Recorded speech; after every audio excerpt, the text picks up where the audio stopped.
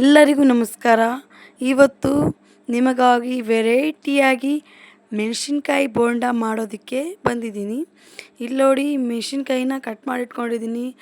ಉದ್ದ ಮೆಣಸಿನ್ಕಾಯಿ ಪಕೋಡ ಅಲ್ಲ, ಈ ಥರ ಚೋಟ ಮೆಣಸಿನ್ಕಾಯಿ. ಇಲ್ಲಿ ನೋಡಿ, ಚೋಟ ಮೆಣಸಿನ್ಕಾಯಿ ನಾನು ಮಾಡ್ತಿರೋದು, ಉದ್ದ ಮೆಣಸಿನ್ಕಾಯಿ ಅಲ್ಲ. ಇಲ್ಲಿ ನೋಡಿ, ಈ ಥರ ಒಂದು ಮೆಣಸಿನ್ಕಾಯ್ದಲ್ಲಿ 3 ಪೀಸ್ ಮಾಡ್ಕೊಂಡು ಇಟ್ಕೊಂಡಿದ್ದೀನಿ. ಒಂದು ಸ್ವಲ್ಪ ಕೊತ್ತಂಬರಿ ಕಟ್ ಮಾಡಿ ಇಟ್ಕೊಂಡಿದ್ದೀನಿ. ಆ ಕೊತ್ತಂಬರಿ ಮುಂದೆ ಹೇಳ್ತೀನಿ ಏನಕ್ಕಂತ. ಈರುಳ್ಳಿನೂ ಸಹ ಏನಕ್ಕೆ ಕಟ್ ಮಾಡ್ಕೊಂಡಿದ್ದೀನಿ ಅಂತ ಮುಂದೆ ಹೇಳ್ತೀನಿ. ಇಲ್ಲಿ ನೋಡಿ, ಇವಾಗ ಪಕೋಡಕ್ಕೆ ಹಿಟ್ಟು ಕಲಸೋದು ಹೇಗೆ ಅಂತ ಹೇಳ್ಕೊಡ್ತೀನಿ. ಇಲ್ಲಿ ನೋಡಿ, ಕಡಲೆ ಹಿಟ್ಟು, ಒಂದು ಬೌಲ್ ಕಡಲೆ ಹಿಟ್ಟು ತೊಗೊಂಡಿದ್ದೀನಿ. ಇಲ್ಲಿ ನೋಡಿ, ಚೆನ್ನಾಗಿರೋ ಕಡಲೆ ಹಿಟ್ಟು, ಫ್ರೆಶ್ ಆಗಿರೋ ಕಡಲೆ ಹಿಟ್ಟು ತೊಗೊಂಡಿದ್ದೀನಿ. ಇಲ್ಲಿ ನೋಡಿ, ಅಕ್ಕಿ ಹಿಟ್ಟು ಒಂದು ಸ್ವಲ್ಪ ತಗೊಳ್ಳಿ. ಎಷ್ಟು ಉಪ್ಪು ಹಾಕ್ತೀವಲ್ಲ ಅಷ್ಟು 2 ಸರಿ ಹಾಕ್ಕೊಳ್ಳಿ ಅಷ್ಟೇ, ಜಾಸ್ತಿ ಹಾಕಕ್ಕೆ ಹೋಗ್ಬೇಡಿ.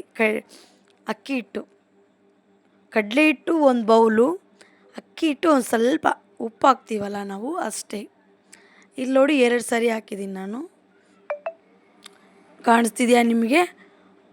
ಅಕ್ಕಿ ಹಿಟ್ಟು ಒಂದು ಸ್ವಲ್ಪ, ಇದು ನೋಡಿ ಎಲ್ಲ ಮಿಕ್ಸ್ ಮಾಡ್ತೀನಿ. ಇವಾಗ ಕಡಲೆ ಹಿಟ್ಟು ಮತ್ತು ಅಕ್ಕಿ ಹಿಟ್ಟು 2 ಮಿಕ್ಸ್ ಮಾಡ್ತೀನಿ ನೋಡಿ. ಇವಾಗ ಚೆನ್ನಾಗಿ ಮಿಕ್ಸ್ ಮಾಡಬೇಕು ಅವೆರಡು ಮಾಡಿ. ಇವಾಗ ಅರ್ಧ ಟೀ ಸ್ಪೂನ್ ಜೀರಿಗೆನ ಹಾಕೋದು ಮರಿಬೇಡಿ, ಟೇಸ್ಟಿಯಾಗಿ ಬರುತ್ತೆ ಜೀರಿಗೆ ಹಾಕಿದರೆ.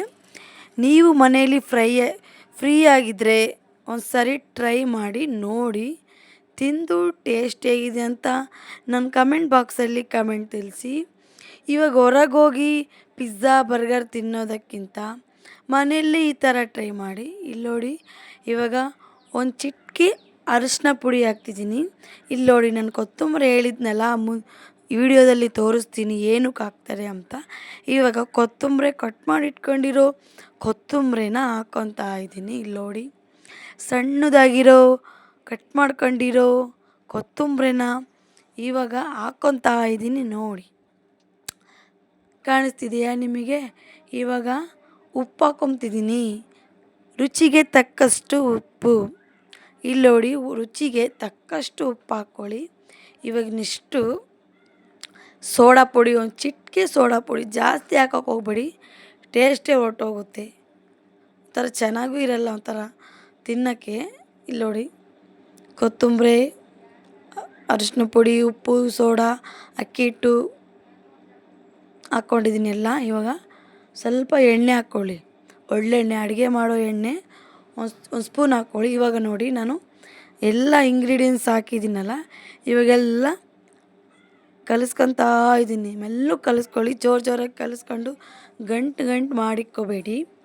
ಹೊಸಬ್ರಿಗೆ ಪಕೋಡ ಮಾಡೋಕ್ಕೆ ಬರ್ದಿರೋರಿಗೆ ಇಲ್ಲಿ ನೋಡಿ, ನಾನು ಒಂದೊಂದಾಗಿ ಕ್ಲೀನಾಗಿ ಹೇಳ್ಕೊಡ್ತೀನಿ. ಇಲ್ಲಿ ನೋಡಿ, ಮೆತ್ತಗೆ ಕಲಸಿ, ಜಾಸ್ತಿ ನೀರು ಹಾಕೋಕೆ ಹೋಗ್ಬೇಡಿ, ನೋಡ್ಕೊಂಡು ಮೆಲ್ಲಕ್ಕೆ ನೀರು ಹಾಕ್ಕೊಂಡು ಒಂದು ಸ್ವಲ್ಪನೇ ಕಲಿಸ್ಕೊಳ್ಳಿ. ಒಂದೇ ಸರಿ ನೀರು ಹಾಕ್ಬಿಟ್ರೆ ಇತ್ಲಾಗೆ ಗಟ್ಟಿನೂ ಆಗೋಲ್ಲ, ಇತ್ಲಾಗೆ ನೀರು ಆಗೋಲ್ಲ, ಪಕೋಡನೇ ಮಾಡೋಕ್ಕೆ ಬರೋಲ್ಲ. ಇಲ್ಲಿ ನೋಡಿ, ಈ ಥರ ಮೆತ್ತಗೆ ಸ್ಮೂತಾಗೆ ಕಲಿಸ್ಕೊಳ್ಳಿ. ನೋಡಿ, ನಾನು ನೋಡಿ ನೀರು ಹಾಕಿ ಹೇಗೆ ಬಂದಿದೆಯೋ ಹೇಗಿಲ್ಲ ಅಂತ ನೀರು ಹಾಕಿ ಮೆಲ್ಲಕ್ಕೆ ಕಲಿಸ್ಕೊತಾ ಇದ್ದೀನಿ. ಹೊರಗೋಗಿ ಪಿಜ್ಜಾ ಬರ್ಗರು ತಿನ್ನೋದಕ್ಕಿಂತ ಮನೇಲೇ ಈ ಥರ ಚೋಟ ಬೋಂಡ ಮಾಡ್ಕೊಂಡು ತಿನ್ನಿ, ಟೇಸ್ಟಿಯಾಗೂ ಇರುತ್ತೆ. ರುಚಿಯಾದ, ಟೇಸ್ಟಾದ, ಮೃದುವಾದ ಚೋಟ ಬೋಂಡ, ಚೋಟ ಮಿರ್ಚಿ ಬೋಂಡ. ಹೊರಗೆ ಯಾವ್ಯಾವ ಎಣ್ಣೆದ್ರಲ್ಲಿ ಮಾಡಿರ್ತಾರೋ ಗೊತ್ತಿಲ್ಲ, ನಾನು ಹೊರಗೆ ತಿಂದಿದ್ದೀನಿ, ಇಲ್ಲ ಅಂತೇಳಲ್ಲ. ಇವಾಗ ನೀವು ಮನೆಯಲ್ಲಿ ಒಂದ್ಸರಿ ಟ್ರೈ ಮಾಡಿ ನೋಡಿ ಎಷ್ಟು ಚೆನ್ನಾಗಿ ಬರುತ್ತೆ ಅಂತ. ಇಲ್ಲಿ ನೋಡಿ, ಕಲಿಸಿದ್ದೀನಿ, ಒಂದು 5 ನಿಮಿಷ ನೆನೆಯೋಕೆ ಬಿಡಿ. ಇವಾಗೆ ಹಾಕ್ಬಿಟ್ರೆ ಒಂಥರ ಬಾಣಲಿಗೆ ಎಣ್ಣೆ ಹಾಕಿರ್ತೀವಲ್ಲ, ಬಾಣಲಿಗೆ ಅಂಟ್ಕೊಂಡ್ಬಿಡುತ್ತೆ. ಒಂದು ಸ್ವಲ್ಪ 5 ನಿಮಿಷ ನೆನೆಕ್ಕಿ. ಇಲ್ಲಿ ನೋಡಿ, ಉದ್ದ ಮೆಣಸಿನ್ಕಾಯಿನ ಚೋಟ ಮೆಣಸಿನ್ಕಾಯಿ ಥರ ಮಾಡ್ಕೊಂಡಿದ್ದೀನಿ. ನೀವು ಈ ಥರ ಎಂದೂ ಟ್ರೈ ಮಾಡಿರಲ್ಲ, ಒಂದು ಸರಿ ಮನೇಲಿ ಟ್ರೈ ಮಾಡಿ ನೋಡಿ ಹೇಗೆ ಬಂದಿದೆ ಅಂತ ತಿಳಿಸಿ. ಇಲ್ಲಿ ನೋಡಿ ಸ್ಟವ್ ಆನ್ ಮಾಡಿದ್ದೀನಿ, ಚಟಪಟ ಅಂತ ಬಾಣಲಿಗೆ ಬಿಟ್ಟೆ. ಇವಾಗ ಸೊಯ್ ಅಂತ ಎಣ್ಣೆ ಹಾಕ್ಬಿಡ್ತೀನಿ. ಇಲ್ಲಿ ನೋಡಿ, ನನ್ನ ಮಾತಿಗೆ ನಗು ಬಂದರೆ ನಕ್ಬಿಡಿ ಬೇಜಾರಾದಾಗ. ಇಲ್ಲಿ ನೋಡಿ ಎಣ್ಣೆ ಹಾಕಿದ್ದೀನಿ, ಸನ್ಫ್ಲವರ್ ಆಯಿಲ್ ಅರ್ಧ kg ಎಣ್ಣೆ ಹಾಕ್ಬಿಟ್ಟೆ ನಾನು. ಇಲ್ಲಿ ನೋಡಿ ಬಿಸಿ ಆಗಿದೆ ಅಂತ ನೋಡಿದೆ, ಬಿಸಿ ಆಗಿಲ್ಲ.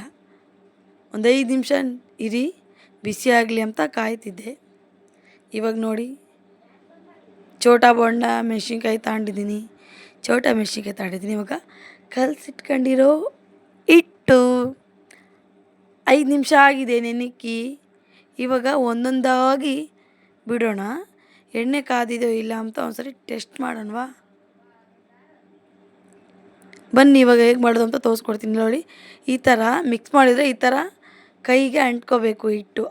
ಆವಾಗ ಮಾತ್ರ ಪಕೋಡ ರುಚಿಯಾಗಿ ಬರುತ್ತೆ, ತುಂಬ ಚೆನ್ನಾಗೂ ಬರುತ್ತೆ. ಇಲ್ಲಿ ನೋಡಿ ನಾನು ಹಾಕ್ತಾಯಿದ್ದೀನಿ. ಒಂದು ಸರಿ ಗಮನವಿಟ್ಟು ನೋಡ್ಕೊಳ್ಳಿ ಯಾವ ಥರ ಪಕೋಡ ಮಾಡ್ತಿದ್ದೀನಿ ಅಂತ. ಮಿಸ್ಟೇಕ್ ಮಾಡ್ಕೋಬೇಡಿ, ಮಿಸ್ಟೇಕ್ ಮಾಡಿಕೊಂಡ್ರೆ ಪಕೋಡ ಚೆನ್ನಾಗಿ ಬರಲ್ಲ. ಒಂದು ಮಿಸ್ಟೇಕ್ ಆದ್ರೂ ಪಕೋಡ ವೇಸ್ಟು, ಮಾಡಿರೋದು ವೇಸ್ಟು. ಇದ್ರ ಜೊತೆಗೆ ನೀವು ಮಂಡಕ್ಕಿ ತಂದು ಚೌಚೌ ಮಾಡ್ಕೊಂಡು ಬೇಕಾದ್ರೆ ಮಾಡ್ಕೊಂಡು ತಿನ್ನಿ. ನಾನು ಮಾತ್ರ ಚೌಚೌ ಮಾಡಿಲ್ಲ, ನಾನು ಫ್ರೀ ಇರಲಿಲ್ಲ ಚೌಚೌ ಮಾಡೋಕ್ಕೆ. ನನಗೆ ಬೋಂಡ ಮಾಡಬೇಕು ಅನ್ನಿಸ್ತು.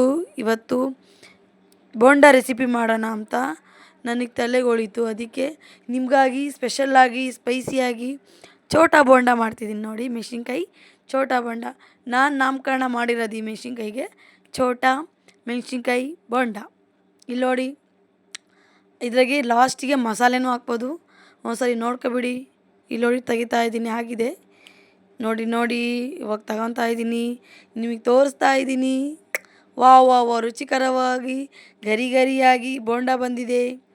ನೀವು ಪೂರ್ತಿ ವಿಡಿಯೋ ನೋಡಿ, ನನ್ನ ಚಾನಲ್ನ ಸಬ್ಸ್ಕ್ರೈಬ್ ಮಾಡೋದು ಮಾತ್ರ ಮಡಿಬೇಡಿ.